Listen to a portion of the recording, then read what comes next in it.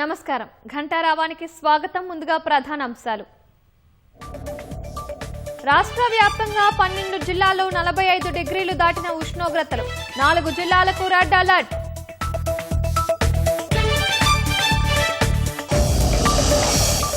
రెండో రోజు ఇంధన కష్టాలు. చాలా పెట్రోల్ బంకుల్లో దర్శనమిస్తున్న నో స్టాక్ బోర్డులు.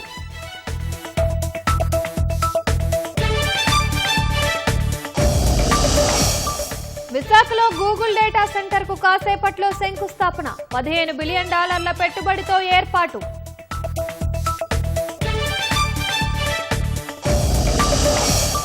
ఇరాన్ ప్రతిపాదనలపై అమెరికా కసరత్తు. జాతీయ భద్రతా బృందంతో ట్రంప్ అత్యున్నత స్థాయి సమావేశం.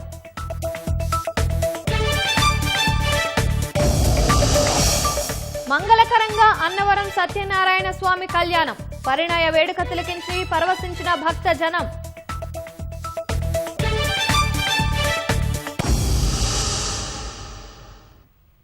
ఉమ్మడి నిజామాబాద్ జిల్లాలో ఎండలు మండుతున్నాయి. పగలంతా భానుడి భగభగలు, రాత్రంతా ఉక్కపోతతో జనం ఉక్కిరిబిక్కిరి అవుతున్నారు. ఎండల తీవ్రత, వడగాలులకు ప్రజలకు బయటకు రావాలంటేనే జంకుతున్నారు. జిల్లాలో గరిష్ట ఉష్ణోగ్రతలు 46 డిగ్రీలకు పైగా నమోదవుతున్నాయి. అత్యవసరం అయితే తప్ప జనం బయటికి రాలేని పరిస్థితి నెలకొంది.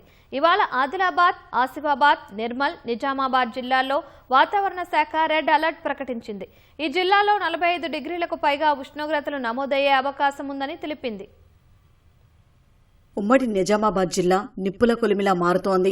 గత 3 రోజులుగా ఎన్నడూ లేనంతగా ఎండలు ఠారెత్తిస్తున్నాయి. పగటి వేళల్లో ఉష్ణోగ్రతలు పెరుగుతుండటంతో జనం ఉక్కిరిబిక్కిరి అవుతున్నారు. ఉదయం 9 గంటల నుంచి ఎండల తీవ్రత అంతకంతకో పెరుగుతోంది. ఎండలకు వడగాలులు తోడవడంతో 10 గంటలు దాటితే రోడ్లన్నీ నిర్మానుష్యంగా మారుతున్నాయి. భానుడి ప్రతాపానికి ప్రజలు బయటికి రావాలంటేనే బెంబేలెత్తిపోతున్నారు.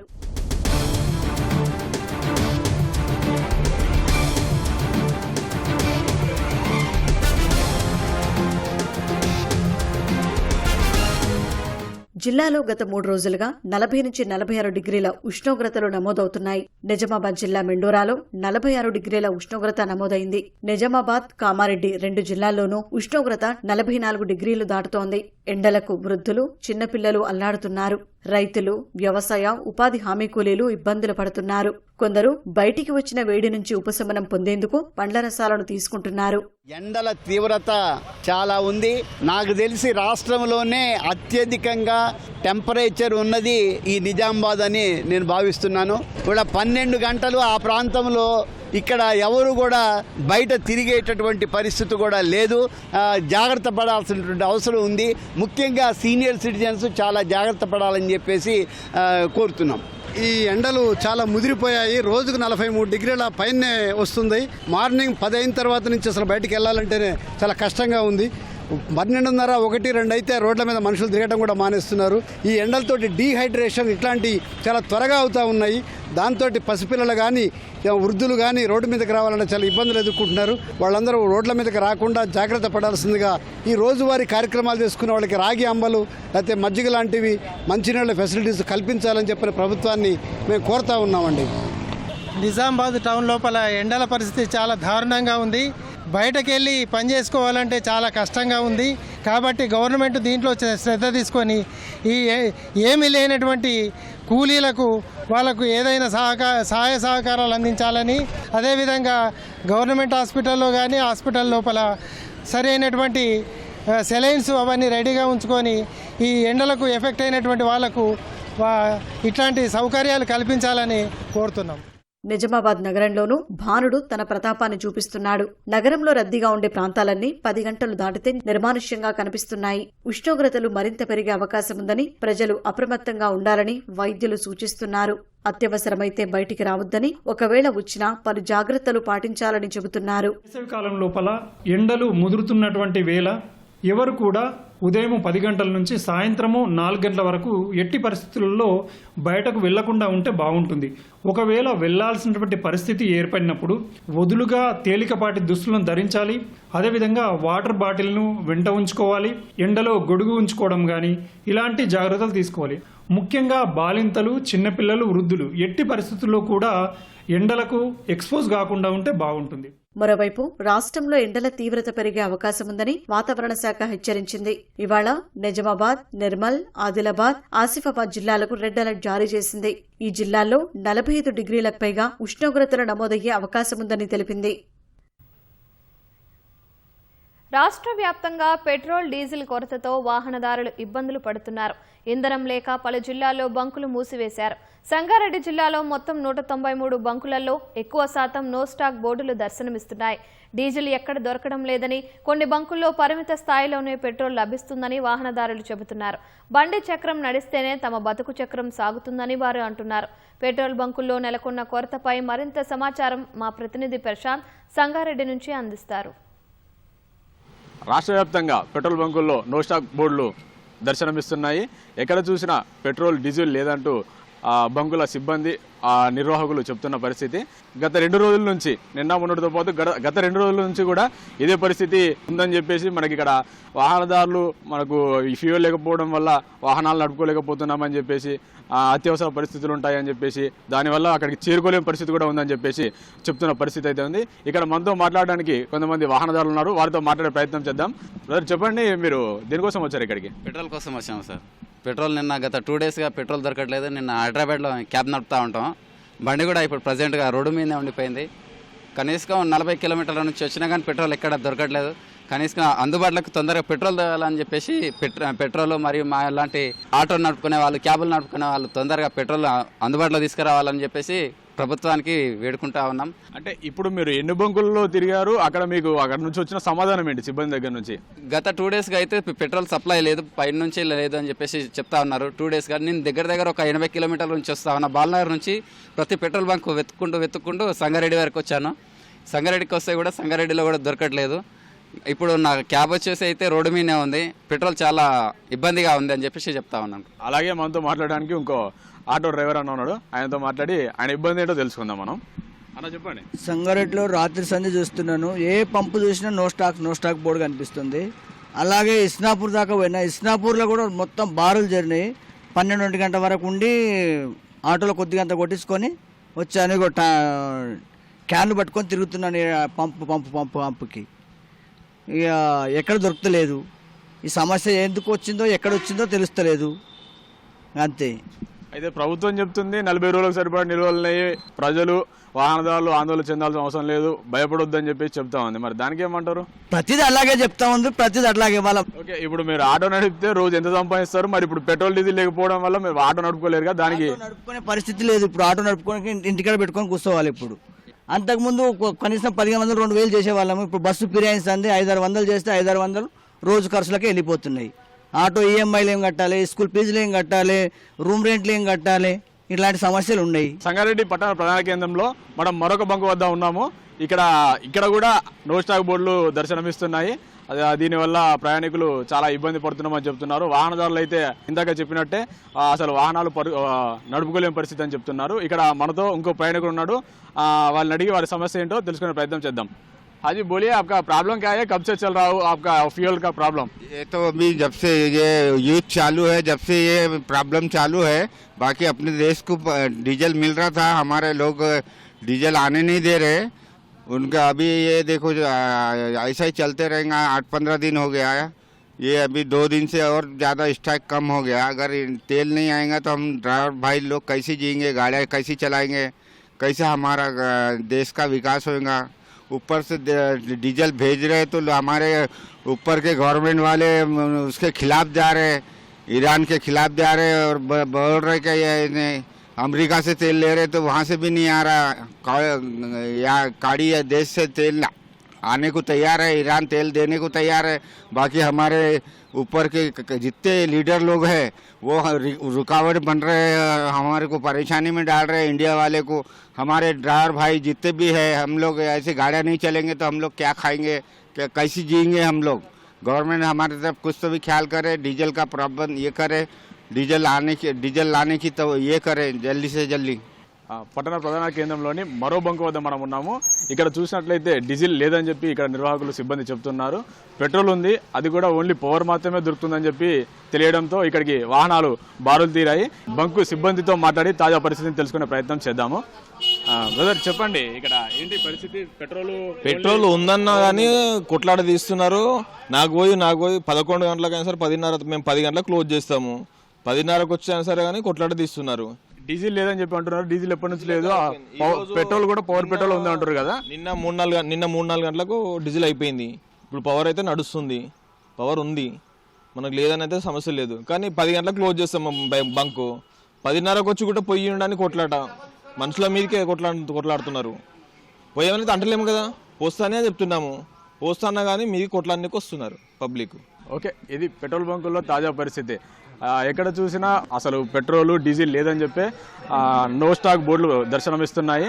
అలాగే కాకుండా ఉన్న బంకుల్లో మొత్తము ఇలాగ బారులు తిరిగి వాహనదారుల బారులు కనిపిస్తూ ఉన్నాయి.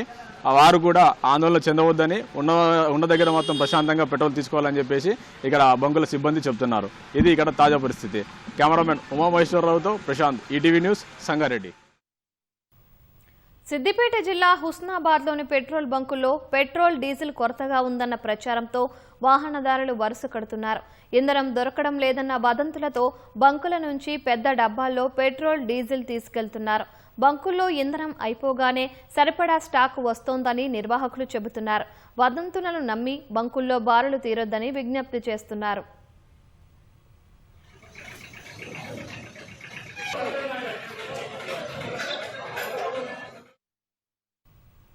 కాళేశ్వరం ప్రాజెక్టుపై వెంటనే విచారణ జరపాలని కోరుతూ సీబీఐకి లేఖ రాయాలని అధికారులను ముఖ్యమంత్రి రేవంత్ రెడ్డి ఆదేశించారు.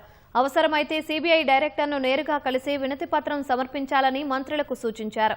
జస్టిస్ పీసీ ఘోష్ కమిషన్ నివేదికపై ఇటీవల హైకోర్టు ఇచ్చిన తీర్పు నేపథ్యంలో భవిష్యత్ కార్యాచరణపై సీఎం రేవంత్ రెడ్డి న్యాయ నిపుణులు అధికారులతో సమీక్ష నిర్వహించారు.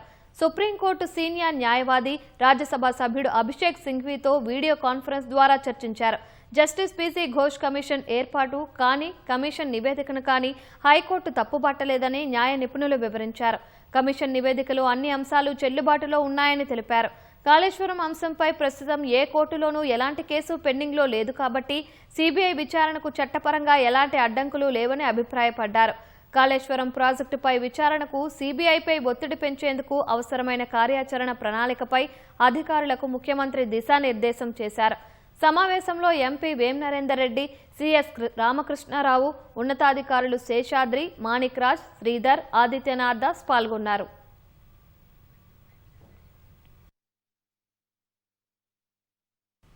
విశాఖ విశ్వనగరంగా అవతరించే దిశగా నేడు చారిత్రక ఘట్టం ఆవిష్కృతం కానుంది.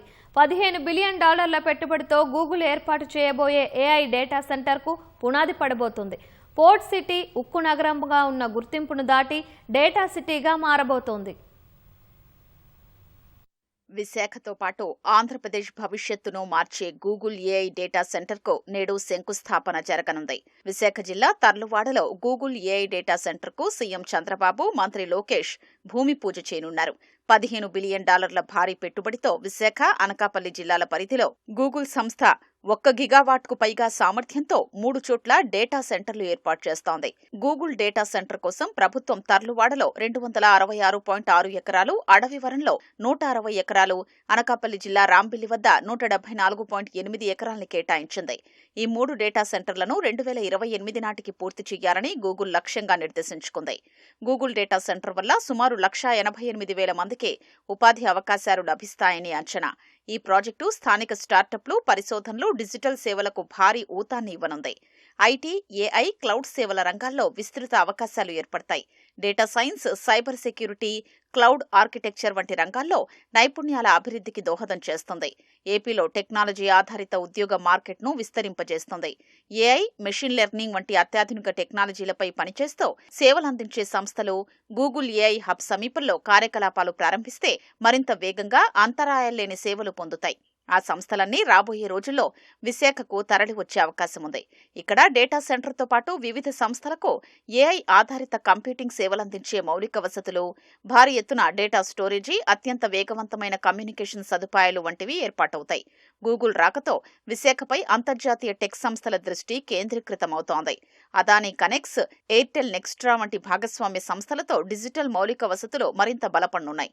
డేటా సెంటర్ చుట్టూ అనుబంధ పరిశ్రమలు వేగంగా అభివృద్ధి చెందే అవకాశం అవకాశం ఉంది.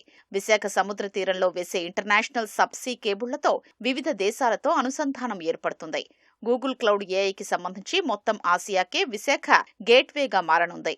పవర్, కూలింగ్, నెట్వర్కింగ్ రంగాల్లో పెట్టుబడులు పెరుగుతాయి. గ్రీన్ ఎనర్జీ ఆధారంగా డేటా సెంటర్లను నిర్వహించే దిశగా ప్రభుత్వం చర్యలు చేపడుతోంది. పర్యావరణానికి అనుకూలంగా సస్టైనబుల్ టెక్ ఇన్ఫ్రాస్ట్రక్చర్ను అభివృద్ధి చేయనుంది. భోగాపురం అంతర్జాతీయ విమానాశ్రయం వంటి మౌలిక వసతులు నగర అభివృద్ధికి బలంగా నిలుస్తాయి. రవాణా, లాజిస్టిక్స్ రంగాల్లోనూ విస్తృత మార్పులు చోటు చేసుకోనున్నాయి. ప్రపంచ ఇంధన అవసరాలకు కీలకమైన హార్మూజ్ జలసంధిని తెరిచే అంశంపై ఇరాన్ చేస్తున్న ప్రతిపాదనలపై అమెరికా ప్రభుత్వం కసరత్తు మొదలుపెట్టింది. ఇరాన్ ప్రతిపాదనలపై అమెరికా అధ్యక్షుడు ట్రంప్ సోమవారం జాతీయ భద్రతా బృందంతో అత్యున్నత స్థాయి సమావేశం నిర్వహించారు. ఇరాన్ ప్రతిపాదనలపై ట్రంప్ చర్చలు జరుపుతున్నట్లు శ్వేత సౌధం ప్రతినిధి కరోలిన్ లెవిట్ వెల్లడించారు. అయితే చర్చల తుది ఫలితంపై ఇప్పుడే ఏమీ చెప్పలేమన్న ఆమె దీనిపై అధ్యక్షుడు స్వయంగా త్వరలోనే వివరాలు వెల్లడిస్తారని పేర్కొన్నారు. హర్మూజ్ జలసంధిని తిరిగి తెరవడం సహా యుద్ధం ముగించడానికి ఇరాన్ కొత్త ప్రతిపాదన చేసింది. పాకిస్తాన్ మధ్యవర్తుల ద్వారా ఇరాన్ ఈ ప్రతిపాదనను అమెరికాకు పంపినట్టు తెలిసింది. హర్మూజ్ వద్ద కొనసాగిస్తున్న అమెరికా నౌకాదళం దిగ్బంధనాన్ని అమెరికా ఎత్తివేయాలని, అణు కార్యక్రమాలకు సంబంధించిన చర్చలను తదుపరి దశకు వాయిదా వేయాలని ఇరాన్ ప్రతిపాదించినట్టు సమాచారం. అయితే ఇరాన్ పంపిన కొత్త నిబంధనలు అమెరికా విధించిన ప్రధాన నిబంధనలకు అనుగుణంగా లేవని ఏబీసీ న్యూస్ వెల్లడించింది. ఘర్షణను శాశ్వతంగా పరిష్కరించే దిశగా ఇరాన్ అడుగులు వేస్తున్నప్పటికీ అమెరికా ఆశించిన స్థాయి పారదర్శకత ఆ ప్రతిపాదనల్లో లేదని తెలుస్తోంది. పశ్చిమాసియాలో వీలైనంత త్వరగా శాంతి నెలకొల్పేందుకు తన వంతు కృషి చేయడానికి సిద్ధంగా ఉన్నట్లు రష్యా అధ్యక్షుడు పుతిన్ చెప్పారు. ఇరాన్ విదేశాంగ మంత్రి అబ్బాస్ అరాక్చి సోమవారం పుతిన్తో చర్చలు జరిపారు. తమ సార్వభౌమాధికారం కోసం సాహసోపేతంగా, వీరోచితంగా పోరాడుతానన్న ఇరాన్ ప్రజలను పుతిన్ ఈ సందర్భంగా ప్రశంసించారు. రష్యా చేరుకోవడానికి ముందు ఒమన్, పాకిస్తాన్ నాయకత్వాలతో చర్చలు జరిపిన అరాక్చి సెయింట్ పీటర్స్బర్గ్లో పుతిన్ను కలిశారు. గత వారం ఇరాన్ అత్యున్నత నాయకుడు ముజ్తబా ఖమేనీ నుంచి తనకు సందేశం అందిందని పుతిన్ వెల్లడించారు. ఇరాన్ ప్రజలు ధైర్యం, స్వాతంత్ర కాంక్షతో కొత్త నాయకుడి మార్గదర్శకత్వంలో ఈ కష్టకాలపు పరీక్షలను తట్టుకుని నిలబడతారని పేర్కొన్నారు. ఇరాన్తో తన వ్యూహాత్మక సంబంధాలను కొనసాగించాలని రష్యా భావిస్తోందని ఆయన స్పష్టం చేశారు.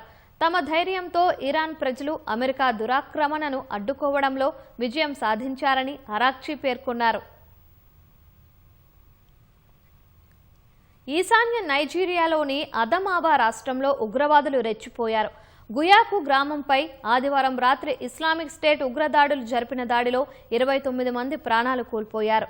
టెలిగ్రామ్ యాప్ ద్వారా విడుదల చేసిన ఒక సందేశంలో ఈ దాడికి తామే బాధ్యులమని ఇస్లామిక్ స్టేట్ ఉగ్రవాద సంస్థ ప్రకటించుకుంది. దాడి జరిగిన గుయాకు గ్రామాన్ని అదమాబా రాష్ట్ర గవర్నర్ అహ్మదు ఉమరు సందర్శించారు. మృతుల కుటుంబాలకు సంతాపం ప్రకటించారు. ఉగ్రదాడిని అహ్మదు ఉమరు తీవ్రంగా ఖండించారు. ఇది అత్యంత విషాదకరమైన ఘటన అని, ఇలాంటి దారుణాలను ఏమాత్రం సహించేది లేదని ఆయన ఆగ్రహం వ్యక్తం చేశారు.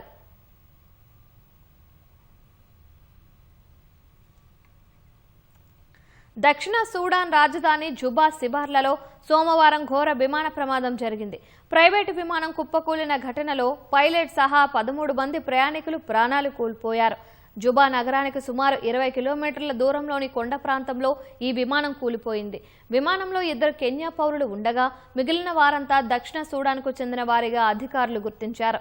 పొగమంచు కారణంగానే ఈ దుర్ఘటన జరిగినట్టు అధికారులు అనుమానిస్తున్నారు.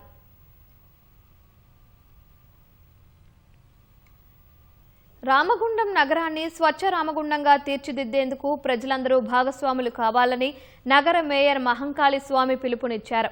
పెద్దపల్లి జిల్లా రామగుండం కార్పొరేషన్ కార్యాలయంలో ఈనాడు ఈటీవీ ఆధ్వర్యంలో నిర్వహించిన ఫోన్ ఇన్ మేయర్ కార్యక్రమంలో అధికారులతో కలిసి ఆయన పాల్గొన్నారు. ఈ కార్యక్రమానికి ప్రజల నుంచి విశేష స్పందన లభించింది. ప్రజలు తమ డివిజన్లో ఉన్న సమస్యలను ఫోన్ ద్వారా మేయర్కు విన్నవించుకున్నారు. కార్పొరేషన్లో ముఖ్యంగా కుక్కలు, కోతుల బెడదతో పాటు అండర్ గ్రౌండ్ డ్రైనేజీ, తాగునీరు, శానిటేషన్, వీధి లైట్లపై ప్రజలు సమస్యలు తెలిపారని, వాటిని త్వరగా పరిష్కరిస్తామని నగర మేయర్ మహంకాళి స్వామి అన్నారు. ప్రజా సమస్యలపై ఈనాడు ఈటీవీ ముందు ఉంటుందని, ఈనాడు ఈటీవీకి ప్రత్యేక కృతజ్ఞతలు తెలిపారు. వార్డులో తిరిగినప్పటికీ కూడా ఎప్పటికప్పుడు కూడా ఈనాడు కూడా ప్రజా సమస్యల పరిష్కారంలో ముందుంటుంది కనుక ఆ సమస్యలను ఈరోజు ఫోన్ ఇన్ మేయర్ అనే కార్యక్రమం ద్వారా చాలా మందితోటి ఈరోజు అన్ని డివిజన్ల ప్రజలతో మాట్లాడడం జరిగింది. అనేక సమస్యలను కూడా వారు చెప్పడం జరిగింది. ఈరోజు అధికారులందరూ కూడా ప్రజలు ఏదైతే సమస్యలు చెప్పారో ఆ సమస్యలన్నిటిని కూడా ఈరోజు నోట్ చేసుకోవడం జరిగింది. అధికారులందరితో కలిసి మీ డివిజన్లకు వచ్చి అక్కడ అప్పటికప్పుడు ఆ సమస్యను పూర్తి స్థాయిలో పరిష్కారం చేసేందుకు ప్రయత్నం చేస్తామని ఈ సందర్భంగా తెలియజేస్తా ఉన్నాం. సమస్యలు చెప్పిన ప్రతి ఒక్కరికి అలాగే ఈనాడు వాళ్ళకి ప్రత్యేక ధన్యవాదాలు, శుభాకాంక్షలు తెలియజేస్తాం. Thank you. సత్యదేవుడు అనంతలక్ష్మి అమ్మవారి పరిణయ వేడుకతో రత్నగిరి మురిసింది. అన్నవరం సత్యనారాయణ స్వామివారి కళ్యాణాన్ని తిలకించిన భక్తజనం పరవశించిపోయారు.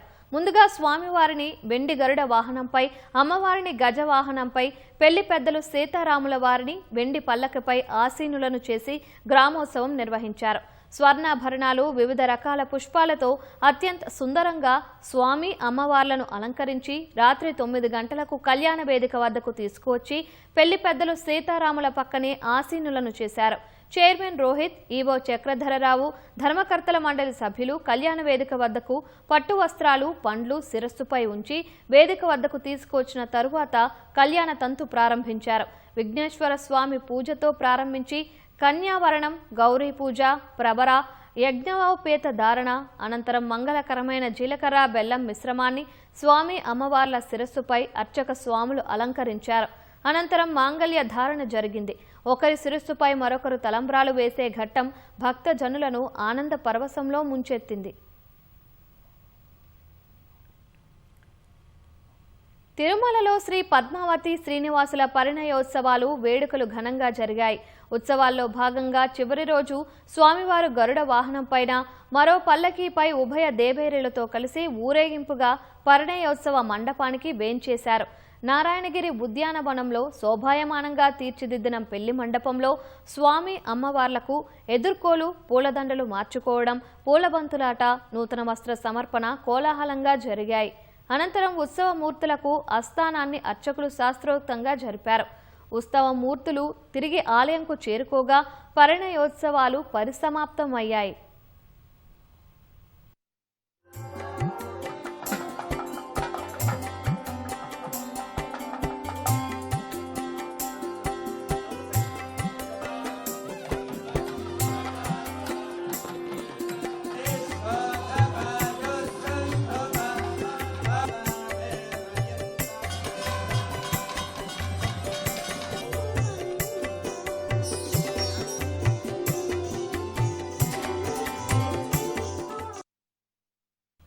కాలజ్ఞానకర్త పోతులూరు వీరబ్రహ్మేంద్ర స్వామి రథోత్సవం కడప జిల్లా బ్రహ్మంగారి మఠం కంది మల్లాయపల్లెలో కన్నుల పండువగా సాగింది. స్వామి ఆరాధనోత్సవాల సందర్భంగా నిర్వహించిన రథోత్సవానికి తెలుగు రాష్ట్రాలతో పాటు కర్ణాటక నుంచి పెద్ద సంఖ్యలో భక్తులు తరలివచ్చి రథోత్సవాన్ని తిలకించారు. తొలుత ప్రత్యేకంగా అలంకరించిన వీరబ్రహ్మేంద్ర స్వామి, గోవిందమాంబ దంపతులు కొలువుదీరిన రథానికి మఠం పీఠాధిపతి, ఈశ్వరీదేవి మఠం పీఠాధిపతి, ఎమ్మెల్యే పుట్ట సుధాకర్ యాదవ్ పూజలు నిర్వహించారు. అనంతరం గోవింద నామస్మరణ మధ్య ఆలయ మాడవీధుల మీదుగా రథోత్సవం అంగరంగ వైభవంగా నిర్వహించారు. రథాన్ని లాగేందుకు భక్తులు పోటీ పడ్డారు. రథోత్సవం సందర్భంగా ఎలాంటి అవాంఛనీయ ఘటనలు జరగకుండా పోలీసులు జాగ్రత్తలు తీసుకున్నారు.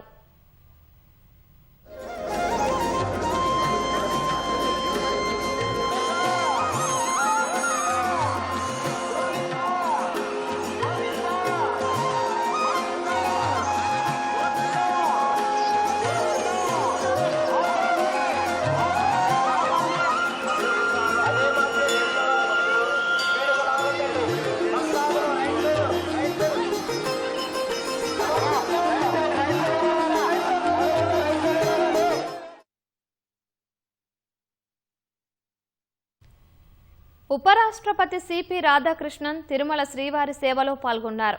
ఆలయ మహాద్వారం వద్ద ఉపరాష్ట్రపతికి ఆలయ మర్యాదలతో TTD chairman B R Naidu, EO Ravichandra, అదనపు ఈవో వెంకయ్య చౌదరి, అర్చకులు స్వాగతం పలికారు. తర్వాత ఉపరాష్ట్రపతి ఆలయంలోకి వెళ్లి శ్రీవారిని దర్శించుకున్నారు. దర్శనానంతరం రంగనాయకుల మండపంలో పండితులు వేదాశీర్వచనం చేసి స్వామివారి చిత్రపటం, తీర్థ ప్రసాదాలను అందించారు. ఆలయం వెలుపలకు వచ్చిన తరువాత ఉపరాష్ట్రపతి అఖిలాండం వద్ద కొబ్బరికాయలు కొట్టి ఆ తర్వాత వేడి ఆంజనేయ స్వామిని దర్శించుకున్నారు.